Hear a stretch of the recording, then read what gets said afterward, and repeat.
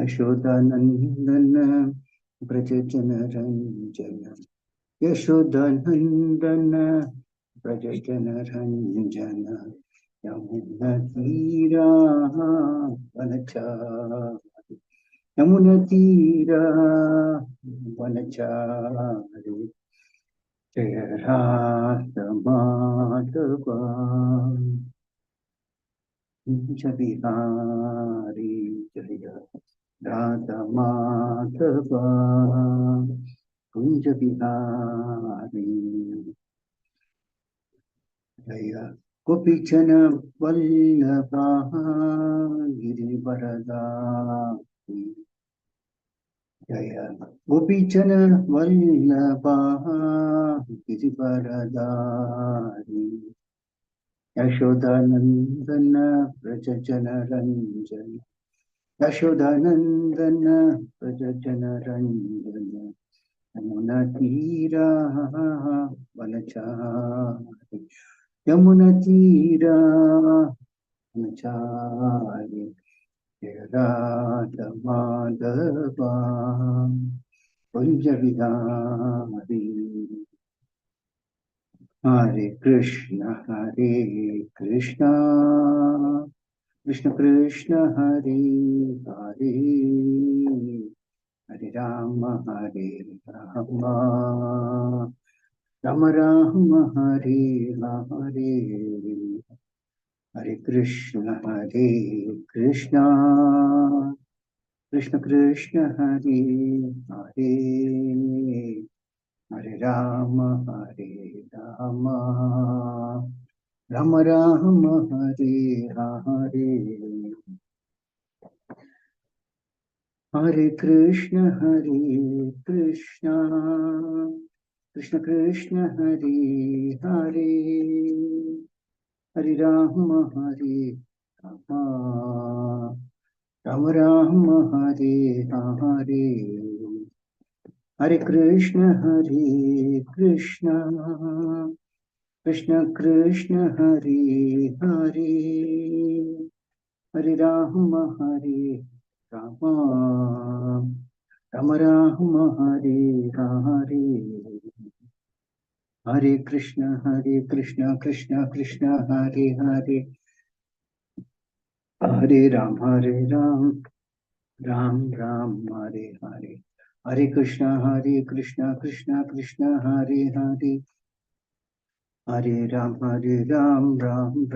हरे हरे हरे कृष्ण कृष्ण हरे हरे हरे राम राम राम हरे हरे हरे कृष्ण कृष्ण हरे हरे हरे राम राम राम हरे हरे हरे कृष्ण कृष्ण हरे हरे हरे राम राम राम हरे हरे हरे कृष्ण कृष्ण हरे हरे हरे राम राम राम हरे हरे हरे कृष्ण कृष्ण हरे हरे हरे राम राम राम हरे हरे जय प्रभुपादा जय प्रभुपादा शील प्रभुपादा एवं विष्णुपाद परमहंस परिव्राजक स्तोत्र सदा श्रीमती स्वयं शेष भक्तिवेदांत स्वामी श्रील प्रभुपाद की जय। इस्कॉन संस्थापक आचार्य श्रील प्रभुपाद की जय। एवं विष्णुपाद परमहंस परिव्राजक स्तोत्र सदा श्रीमती भक्ति सिद्धांत सरस्वती गोस्वामी महाराज प्रभुपाद की जय। एवं विष्णुपाद लकर किशोरदास महाराज की जय। एवं विष्णुपाद सच्चिदानंद शिला भक्ति विनोद ठाकुर की जय। एवं विष्णुपाद वैष्णव सार्वभौम श्री जगन्नाथ दास महाराज की जय। जय श्री रूप सनातन भट्ट रघुनाथ श्री जी गोपाल भट्टदास गोस्वामी प्रभु की जय। नमाचार्य दास ठाकुर की जय। प्रेम से को श्री कृष्ण चैतन्य प्रभु नित्यानंद श्री वेदांत शिवसादि गौर भक्तवृंद की जय। श्री राधा कृष्ण गोपन श्याम कुंड राधा कुंड की गोवर्धन की जय। श्री गौरांगी बेंगलोरीश्वर भगवान की जय। श्री मायापुर धाम की जय। श्री वृंदावन धाम की जय। गंगामयी की जय। यमुनामयी की जय। भक्ति देवी की जय। तुलसी देवी की जय। अनंत कोटि वैष्णव वृंद की जय। श्री हरिनाम संकीर्तन की जय। ग्रंथराज श्रीमद् भागवतम की जय। इस्कॉन मत वृंद की जय। समाज भक्ति वृंद की जय। गौरव प्रेमानंदे हरि हरि बोल। All glories to the assembled ones. All glories to the assembled ones. All glories to the assembled ones. All glories to Shiguru and Shikar, and all glories to Srila Prabhupada. Om Namo Bhagavate Vasudevaya. Om Namo Bhagavate Vasudevaya. Om Namo Bhagavate Vasudevaya. Narayanam Namaskritya Naram Chaiva Narottamam Devim Saraswati Vyasam Tato Jayamudire Nashtaprayeshu Apatreshu Nityam Bhagavata Sevaya Bhagavate Uttama Sloke Bhaktir Bhavatu Naishtivi. Hare Krishna, welcome you all to the Friday morning Srimad Bhagavatam class. Today we are discussing from Srimad Bhagavatam, Canto 4, Chapter 7, Text 7 to Text 9. Read text number 7. Tato midavam sham amantriya shunashiraha saharshibihi bhuyastatte vayajanam sami midavat vedasoyayuhu. Translation Srila Prabhupada ki Jai. Thereafter, Bhrigu, the chief of the great sages, invited Lord Shiva to come to the sacrificial arena. Thus, the demigods, accompanied by the sages, Lord Shiva and Lord Brahma, all went to the place where the great sacrifice was being performed. Small purport. The whole sacrifice arranged by King Daksha had been disturbed by Lord Shiva. Therefore, all the demigods present there, along with Lord Brahma and the great sages, specifically requested Lord Shiva to come and revive the sacrificial fire. There is a common phrase, Shiva, Hina, Yajna. Any sacrifice without the presence of Lord Shiva is baffled. Lord Vishnu is Yajneshwara, the Supreme Personality in the matter of sacrifice. Yet in each Yajna, it is necessary for all the demigods, headed by Lord Brahma and Lord Shiva, to be present. Text 8. Vidaya karsneya chichatad yat aha bhagavan bhavaha sandaduhu kasya kayenha stavaniya pasho Siraha. Translation Srila Prabhupada ki Jai. After everything was executed exactly as directed by Lord Shiva, Daksha's body was joined to the head of an animal meant to be killed in the sacrifice. This time, all the demigods and great sages were very careful not to irritate Lord Shiva. Therefore, whatever he asked was done. It is specifically said here that Daksha's body was joined to the head of an animal, a goat. Text number 9. Sadiyamane shirasi daksho rudra vivikshitaha sadyah suktaivotasthau dadrishe chagrato mridham. Sandiyamane shirasi daksho rudra vivikshitaha sadyah suktaivotasthau dadrishe chagrato mridham. Sandiyamane shirasi daksho rudra vivikshitaha Sadyah Supta Ivatastau Dadrishe Chagrato Mridam. Translation Srila Prabhupada ki Jai. When the animal's head was fixed on the body of King Daksha, Daksha was immediately brought to consciousness, and as he awakened from sleep, the king saw Lord Shiva standing before him. Srila Prabhupada ki Jai. The example given here is that Daksha got up as if he were awakened from deep sleep. In Sanskrit, this is called Supta Ivotashtav. The meaning is that after a man awakens from sleep, he immediately remembers all the duties which he must execute. Daksha was killed and his head was taken away and burned to ashes. His body was lying dead, but by the grace of Lord Shiva, as soon as the head of a goat was joined to the body, Daksha came back to consciousness again. This indicates that consciousness is also individual. Daksha actually took another body when he took on the head of a goat. But because consciousness is individual, his consciousness remained the same, although his bodily condition changed. This bodily construction has nothing to do with the development of consciousness. Consciousness is carried with the transmigration of the soul. There are many instances of this in Vedic history, such as the case of Maharaja Bharata. After quitting his body as a king, Maharaja Bharata was transferred to the body of a deer, but he retained the same consciousness.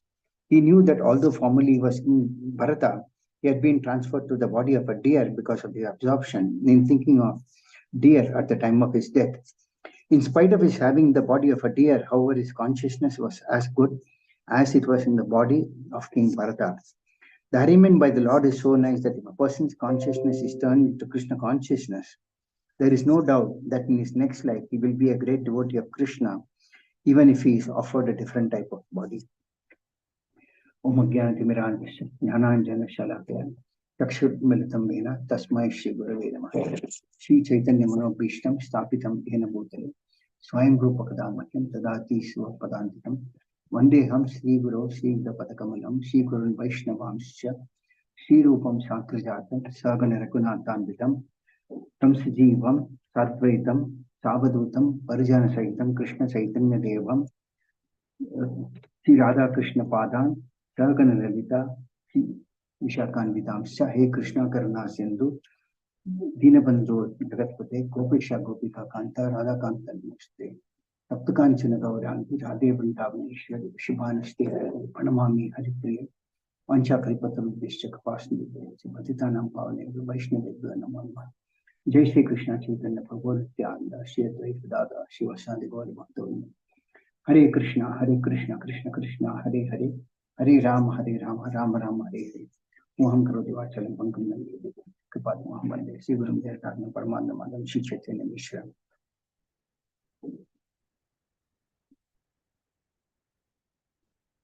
Hare Krishna. So here we see in this chapter 7, first we go to text number 7, then to 8 and 10. In text 7, it's mentioned that Bhrigu Muni, as you all know, the sacrifice performed by Daksha was spoiled by Lord Shiva because he was not invited for the sacrifice, though he is the chief of the personalities. And accordingly, after the sacrifice was spoiled, there was a battle between the followers of Daksha and the followers of Lord Shiva. Lord Shiva created him in the name of Virabhadra, who created a havoc.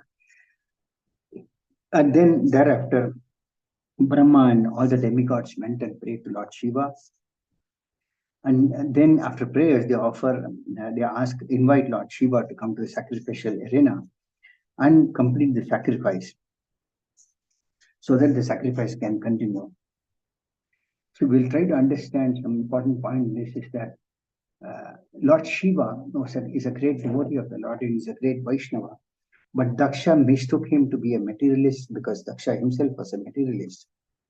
So there are some quotes that are mentioned on the exalted position of Lord Shiva. Some points are from teachings of Lord Chaitanya. Shiva is also one of the Guna avatars.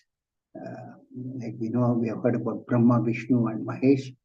Brahma is one of the living entities, but because of his unlimited devotion service, he is very, very powerful. So he is empowered directly by Garbhodaksa Vishnu to create innumerable living entities. But then what happens is sometimes if there is no suitable living entity, Brahma is a jiva. Garbhodaksa Vishnu himself manifests as Brahma and performs the role of Lord Brahma. Similarly, when there is a need for annihilation of this material world, the Lord himself expands as Lord Shiva, and then Shiva in association with Maya, and his expansions are 11. So but Shiva is not a normal Jiva like anybody else. Example is given in Shastra, like between milk and yogurt. Lord Krishna example is as milk.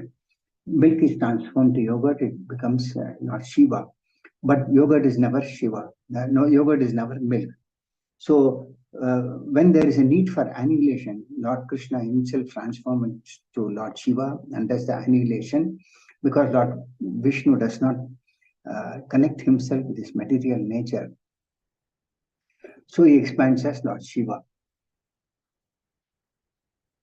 So we know that there are three modes of material nature: goodness, passion, and ignorance.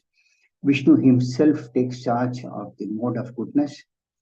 Brahma takes charge of the mode of passion, and Lord Shiva takes charge of the mode of ignorance. But Shiva is not the Supreme Lord himself.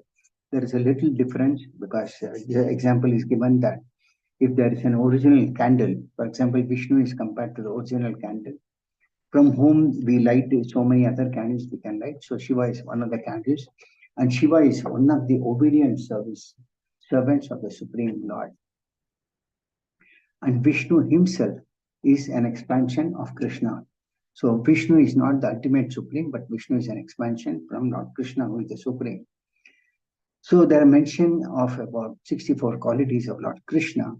of which about five qualities are present in Lord Shiva. I'll take you through this.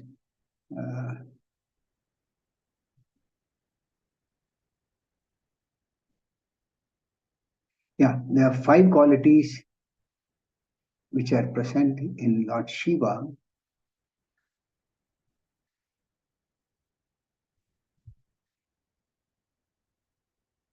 One is he is always situated in his original condition. Lord Shiva does not change in his position, whereas Brahma changes his position. Shiva is omniscient. He knows past, present, and future. He is evergreen he is always fresh. He is eternally blissful, and he is conversant and is a master of all perfection. So these are five transcendental characteristics which are present in Lord Shiva. Of course, Lord as Narayana has got these qualities also. Lord has got 60 qualities and Lord Krishna has got 64 qualities. So these five qualities which are present in Lord Shiva is not present in Lord Brahma. This is one unique feature of Lord Shiva. Another important point is that Lord Shiva is one of the Mahajanas. Now, generally, people tend to speculate a lot when it comes to knowledge of the Supreme Lord.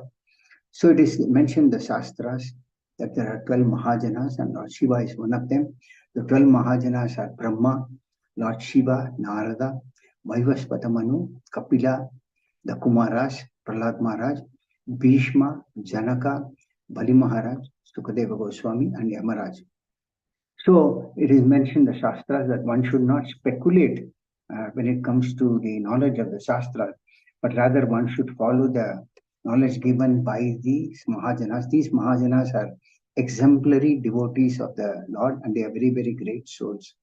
And if one follows these Mahajanas, then one can achieve success in the spiritual path. Chaitanya Mahaprabhu himself in his teachings mentioned that the knowledge given by their teachings are like nectar, and they hold true whatever is needed. Best way is to take this path and follow them. So that's why they are called Mahajanas. Another important quote is from the Nectar of Devotion, which says that Lord Shiva is Seva Nishta. Seva Nishta means from the beginning of their life, they are self-realized and they are attached to devotional service. They have no other attachment in life but simply to devotional service, of which Lord Shiva is one example. So there is a mention that though Lord Vishnu is called Yajneshwara, the Supreme Personality in matter of sacrifice, in each yajna, it is necessary for all the demigods headed by Lord Brahma and Lord Shiva to be present. The ultimate beneficiary of all the yajnas is the Supreme Lord Vishnu himself. As the Lord says in Bhagavad Gita, Bhoktaram Yajna Sapatam Sarvaloka Maheshwaram. But then, how the yajnas are performed is that all the demigods are invited, and Lord Brahma and Lord Shiva are the chief of the demigods. So without them, a yajna can never be successful. But when the yajna is performed, we say Indraya Swaha, Shivaya Swaha.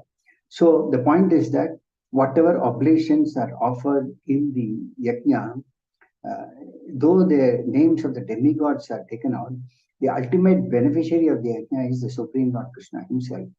The demigods themselves don't the demigods partake of the remnants of the oblations that are offered in the sacrifice. After giving it to Lord Vishnu, they take it as Mahaprasad. So the demigods also have a proper system of following that. So that is why it is mentioned that unless and until these demigods are present, the yajna is not complete. So here we see that Lord Brahma along with the followers are inviting Lord Shiva to come back to the yajna and complete it. And Lord Shiva accordingly goes to the yajna.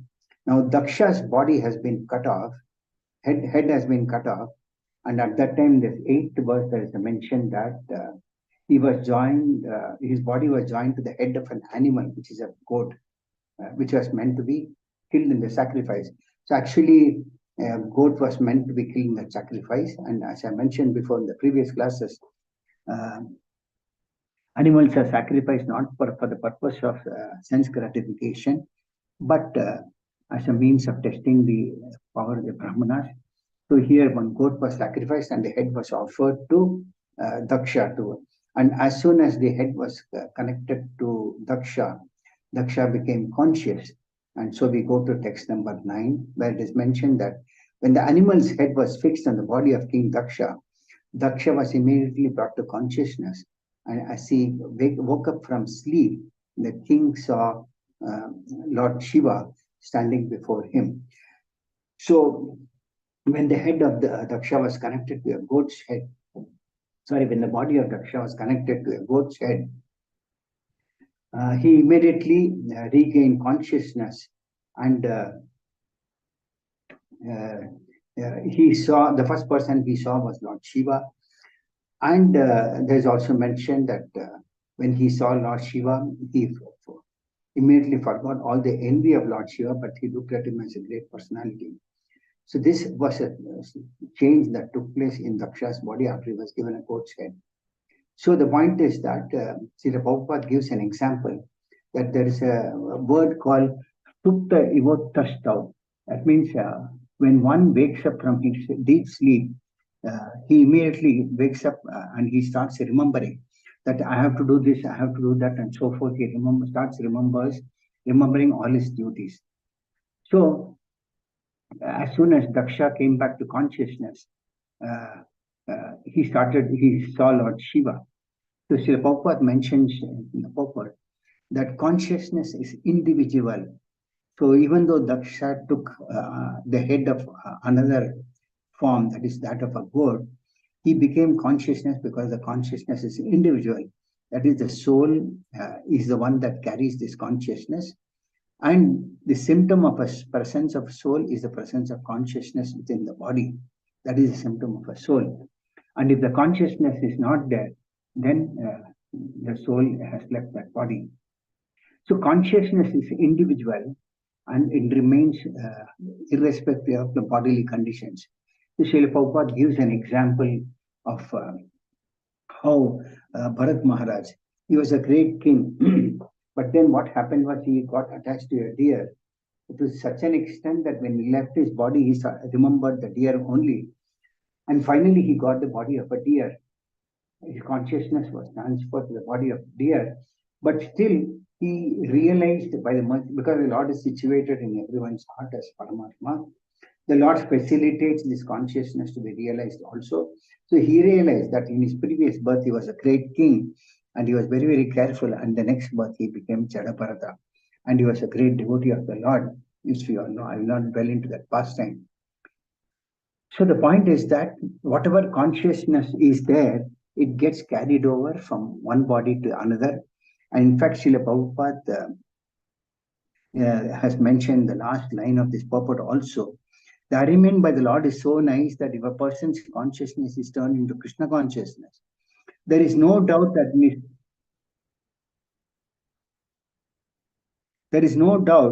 in his next life he will be a great devotee of Krishna, even if he is offered a different type of body. So one second, let me send a message saying, because otherwise I don't want disturbance in the middle of a class. I'm not able to do it. It's okay. So we'll go through some examples. One example is about King Puranjana. Puranjana was actually a king and he was a gross materialist. He was attached to his family, his children, and so forth. So there is an example given in the 4th canto as to how King Puranjana's kingdom was. Narada Muni actually narrates this allegory about this King Puranjana. So at the time he mentions that King Puranjana's kingdom was about to be attacked, and King Puranjana already was in his old age. And what happens at an old age is that one starts to think of one's children, that is daughters, sons, grandsons, daughters-in-law, son-in-law, etc., and all the household paraphernalia and whatever wealth one has accumulated. So King Puranjana was overly attached to his family, and he was always based on bodily conception of I and mine. So because he was overly attracted to his wife, it is said that he was already poverty stricken at that time, and he was feeling that separation from his wife. So he was always thinking, "Oh, my wife has got so many children. So when I pass from this body, how will she be able to maintain all these family members?" And then he started thinking that she'll be greatly harassed by thoughts of family maintenance. Sri Prabhupada mentioned that although all these thoughts of one's wife at the time of death indicate that the king was overly crossed with thoughts of woman. So generally it is said that when there is a chaste woman at home, she becomes very obedient wife. And this causes a husband to become attached to his wife. So when a wife is very obedient to her husband, the husband becomes attached to his wife. And he starts thinking of his wife so much that even at the time of death, he starts thinking about her only. And this is a very dangerous situation, which we see in the life of King Puranjana. And if one thinks of his wife instead of thinking Krishna at the time of death, he will not go back to Godhead. But on the other hand, he will take the body of a woman. And then another chapter begins of material life. So Puranjana, just thinking of his past livings, his wife, he recalled how his wife would not take dinner without him, how she would not take bath before the king himself took bath. So she would do everything only after the king performs his activities. And sometimes he would also become so angry and chastise her, but she would still remain very silent and tolerate his misbehavior. So his wife was so chaste and obedient to King Puranjana that she would remain and take all the chastisement also. And then in this case, Puranjana was thinking that he was in a state of bewilderment, and he would always try to give her good counsel and so forth, and how she would become aggrieved when he was not at home. And she was mother of so many sons and grandsons and etc. And the king always feared that maybe she may not be able to maintain the responsibility of the family affairs in his absence. So, Srila Prabhupada mentions that one should not lament over the fate of one's wife and children, because family is also a temporary affair in one's life.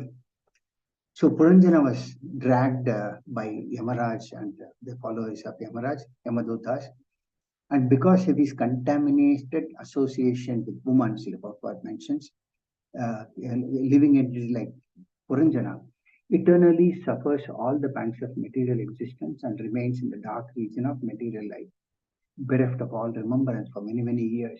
So Puranjana gave up his body while remembering his wife, and consequently, it is said that in the next life, he became a very beautiful and a well-situated woman, and in the same house, he took birth as a daughter of King Vidarbha, and he became Vidarbhi.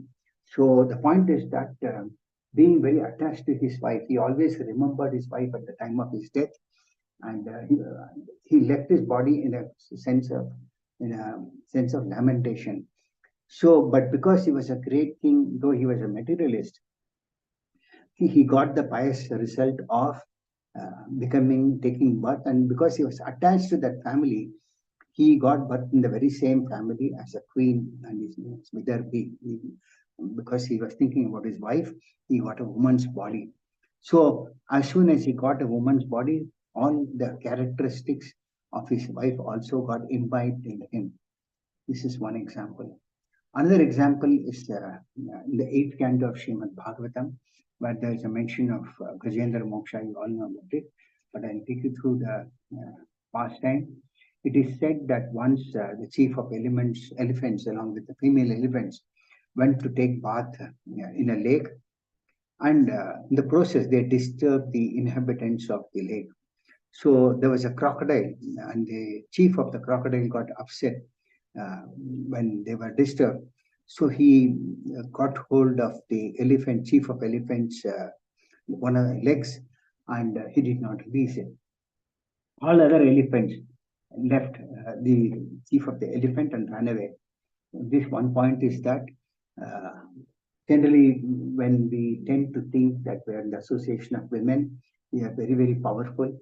So many times people are also caught in such circumstances, And when there is a danger, all one's friends, relatives, everybody run away. So Gajendra's situation was something similar. When all the other elephants ran away, Gajendra was stuck, one leg was stuck in the crocodile's mouth, and he was literally, there was a battle between both of them for thousands of years. So neither the elephant nor the crocodile died, but they were, crocodile being in the water was very, very strong. Elephant is powerful in the land, whereas crocodile is powerful in the water. So the crocodile became more and more encouraged in the course of his battle against crocodile. So at that time, the crocodile being helpless, the elephant being helpless had no other means for protection but to seek shelter of the personality of Godhead. So here there's a mention as to the past of both the crocodile and elephant. I'm bringing this to give an example of how the consciousness gets transferred. It is said that the king of elephants was formerly a king in the name of Indradyumna. And during his previous life as King Indradyumna, he learned a prayer to the Supreme Lord. And fortunately, at the time when he was in distress, he remembered that prayer which was there. He used to recite in his previous life, and he started to. He offered respectful obeisance. He offered this prayer to the Supreme Lord, and the Lord came to his the rescue of the elephant, because the Lord immediately felt gratitude when the crocodile, when the elephant recited this prayer. So it is mentioned that at that time, none of the demigods came to the rescue of this crocodile, but the Lord got carried away by the prayers offered by the elephant, which is known as Gajendra Moksha prayers, very nice prayers, where he glorifies the Lord. The Lord came and killed the crocodile and rescued Gajendra. The point is that there were two pastimes in this. This crocodile was a Gandharva in his previous birth, and he became a crocodile. And Gajendra was a great devotee of the Lord, and he became an elephant.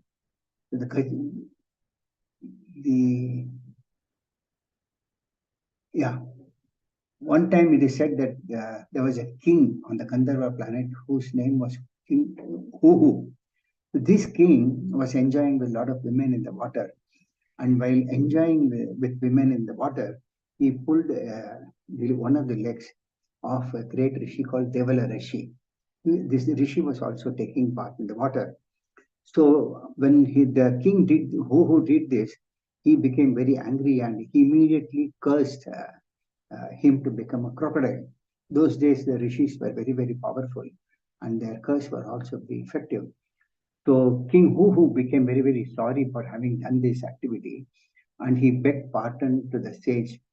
And then out of compassion, the sage gave him a benediction that he will be delivered by Gajendra, who will come at the time, and this Gajendra will be delivered by the Supreme Personality of Godhead.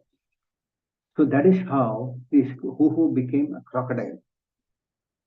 Gajendra actually was his king. His name was King Indradyumna, and he was a king of one country. It's called Tamila country. And this king was following all the Vedic principles, etc. And the king retired from his family life and constructed a small cottage. And he was staying in the countryside, not in the town. So at that time, when he was worshipping the Supreme Personality of Godhead, a great rishi called Agastya Rishi came along with many of his disciples, and he approached Indradyumna. But because he was meditating, he did not respond to Agastya Rishi. Agastya Rishi immediately became very, very angry, and he cursed the king to become a dull elephant.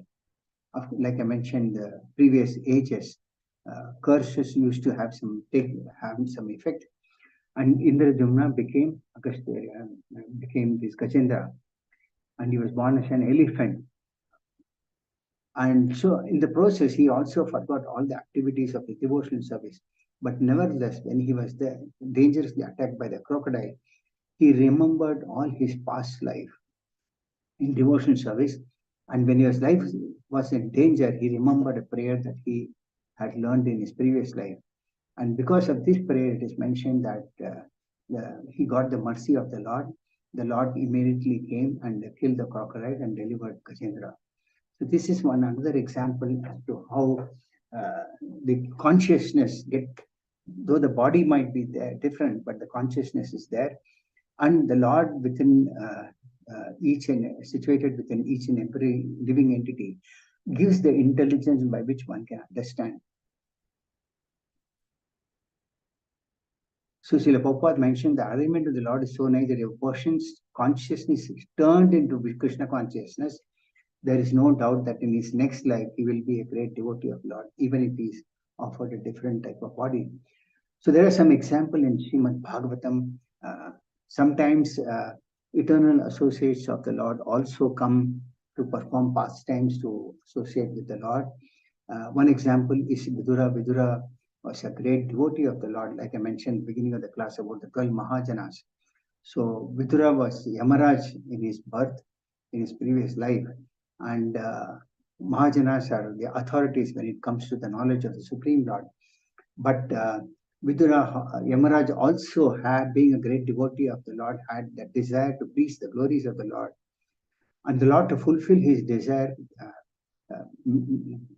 gave an opportunity for him to take his birth as Vidura in the family, as we all know in Duryodhana, Dhritarashtra, and so forth. So Vidura, though he was born of a Shudrani mother, he was a great devotee of the Lord, and he had the opportunity of serving the Lord personally when the Lord was at his palace. And he also had the opportunity of placing the Lord's lotus feet and massaging when the Lord was in his house. This was the great opportunity that Vidura had, because he was a great devotee. As Yamaraja also, he appeared as Vidura in this one birth. The point is that devotional service is such that devotional service never gets wasted, and it gets carried forward birth after birth, birth after birth, birth after birth after birth. So though Vidura was born as a maidservant, a son of a maidservant, he was the most intelligent in the dynasty. And even though he was a brother of Duryodhana, his characteristic was totally different, like that of a devotee of the Lord. And as I mentioned before, he had his compassion to Dhritarashtra, even at the last point of time. Duryodhana expelled Vidura from his kingdom, but still Vidura had that compassionate nature as a devotee of the Lord. Dhritarashtra never listened to Duryodhana at any time, so many times when he gave him good advices. But when the battle was over and Vidura realized that his brother was maybe suffering after the Kauravas lost the war, immediately he was advised by Maitreya to come to Hastinapur. Vidura came to Hastinapur and he took compassion on Dhritarashtra, being a great devotee of the Lord, and he delivered Dhritarashtra, Gandhari, and he also finally bound up his body.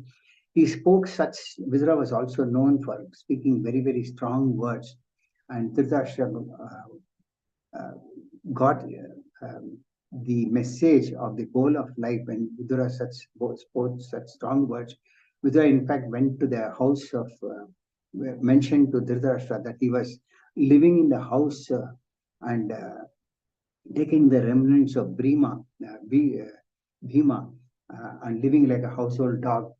So when Dhritarashtra heard this, he strongly felt that Vidura was a well-wisher, and Dhritarashtra left home along with Gandhari, and they finally left the body. So this is how great Vidura was, and he was a great devotee of the Lord also. Another example given in Srimad Bhagavatam is Vitrasura, who was a demon, and he had a long battle with King Indra. Though King Indra was a demigod, he did not remember the Lord, whereas Vitrasura remembered and he glorifies the Lord as Balarama, Ananta, and in the next life he takes birth as King Chitraketu, another great devotee of the Lord. So the point is that though he was a demon in his previous birth, because he remembered the Lord, The Lord gave him birth as a great king in the name of King Chitraketu. The point is that, as Srila Prabhupada mentioned, that if one takes up to Krishna consciousness does not become based, irrespective of whatever species of life one gets. The material body is insignificant, but the consciousness remains. And by the arrangement of the Lord facilitates the living entity to remember the consciousness of his previous life. So some examples we discussed, like Puranjana, King Bharata taking the body of a deer, etc. Ultimately, whatever Krishna consciousness one develops, it gets carried forward to the next life. In one's life, whatever material activities one performs, like one might become a qualified engineer or a doctor or a great scientist, but all these become a waste unless they need not be, but then whatever consciousness that one has at the end of life, it is a spiritual consciousness that what takes one to the devotional life in the next life. For example, if one is a great scientist, but ultimately at the time of his death, all through his family, he has been living life of a dog, eating, mating, sleeping, and defending. So if he has got a dog in which people normally keep pets in their house, if he's attached to that dog in that house, so he takes the body of a dog. But at the same time, we see from the example of Bharat Maharaj also that though he was attached to the body to a deer, he had to take the body of a deer. But he's still in that body of the deer. He remembered his previous life. And the next life, he became a great devotee of the Lord in the name of Jadabharata. So from these examples, we find that consciousness is something that gets transformed. But particularly devotional service is something that it never gets wasted in one's life. And irrespective of even if one is in a subhuman body, one gets the benefit. And we see as an example in Chaitanya Tirtha also that a dog got delivered by association with Sri Chaitanya Mahaprabhu, and it left the body in front of all because the dog always got the association of devotees of the Lord, and the dog also got associated with Chaitanya Mahaprabhu. So even on a dog's body, one can get delivered as long as devotion service is there, and one associates with devotees of the Lord. So these are some few examples that are there given in the Shastras. So with this I conclude the class for the day. If anybody has got any questions or comments on today's class, they can ask me.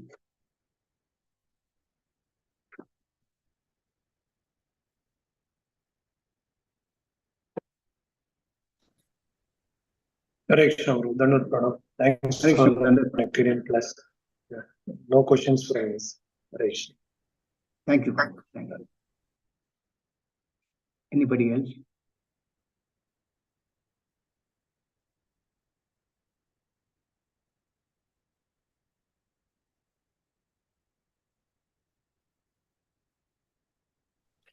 Oh, Hare Krishna. Thank you for a wonderful explanation. Just a quick question on this.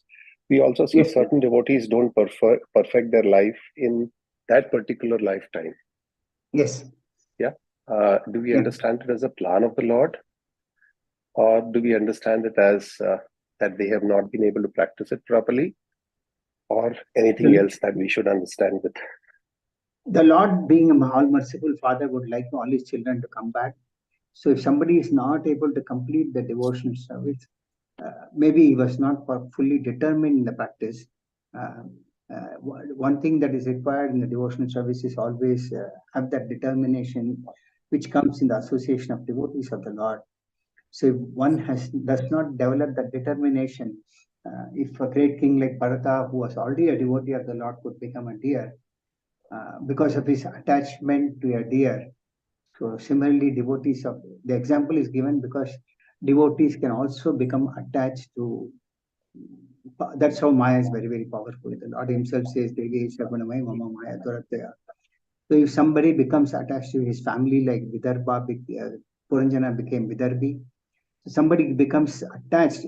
We can't blame the Lord for that. The Lord,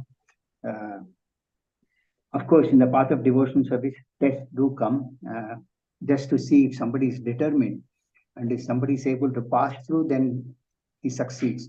But if he succumbs to Maya in any form, whether in the form of an animal or the opposite sex, then the devotional service doesn't go waste, it gets carried forward the next birth. If we can't say it's a plan of the Lord, it's the determination of the particular jiva. Okay. Okay, Prabhu. Thank you for that explanation, Prabhu. Thank you, Prabhu. Anybody else? Any other questions? Any other comments?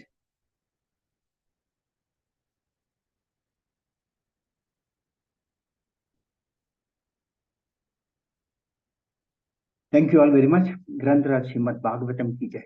Srila Prabhupada ki jai.